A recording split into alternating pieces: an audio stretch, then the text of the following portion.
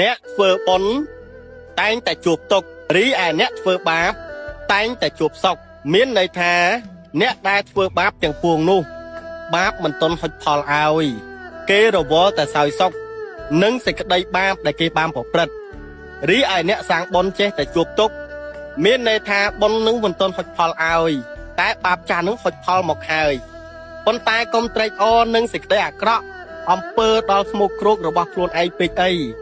ពីព្រោះថាពេលណាដែលអ្នកអស់បុណ្យចាស់ដែលកំពុងហុចផលនោះហើយច្បាស់ណាស់ការបាបកម្មចាស់និងបាបកម្មថ្មីក៏នឹងហុចផលមកឲ្យអ្នកជួបសេចក្តីវិនាសអន្តរាយក្តៅក្រហល់ក្រហាយខ្លាំងជាងអ្នកទៅបំពេញគេរាប់លានដងអ្នកដែលសាងបុណ្យក៏មិនយូរដូចគ្នាក៏បានរួចចាក់ទុក